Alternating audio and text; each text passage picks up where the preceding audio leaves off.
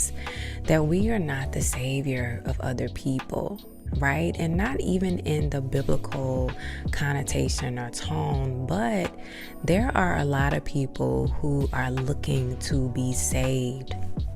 I'll put that in quotations, looking to be saved, but really not looking the heartstrings. And I'll even talk about people who need advice, who are stuck into situations and don't know how to navigate through. And see, that's quite difficult, because when people are in sticky situations and they need your advice, you are trying to navigate them, also with understanding that they have baggage and other issues that may deter them from getting to the end, the conclusion.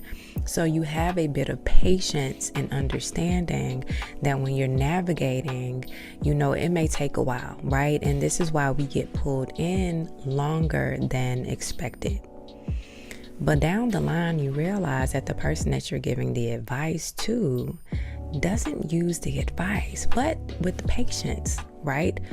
We go through and we're thinking, okay, listen, we see it for how we see it, okay? We're not in the situation as deep as they are.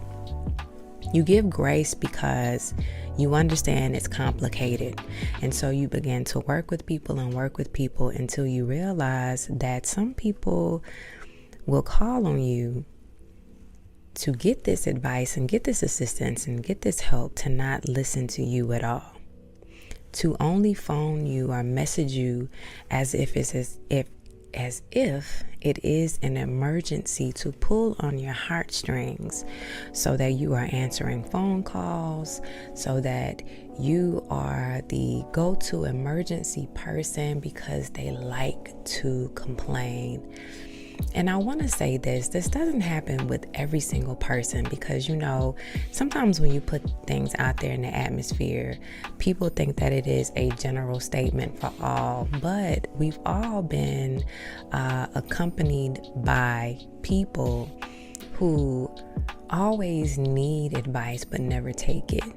And so you go in this round and roundabout situation over and over with this person who never seems to get it right. Not only is it exhausting to always answer the phone and be diligent in your text and making sure that you are intentional and making sure that you're showing up and making sure that you are that person, because you understand that from your point of view, they don't have anyone to talk to, but it is really killing you inside, because now this extended moment is extended upon the time you thought that you would be here.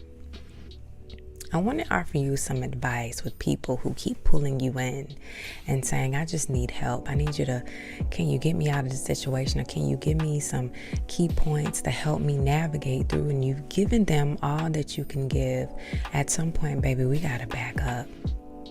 We have to be true and honest with people and sit in, the place of honesty and say, I have helped you as much as I can by giving you the wisdom and, the dialogue and the conversations to assist you out of your situation.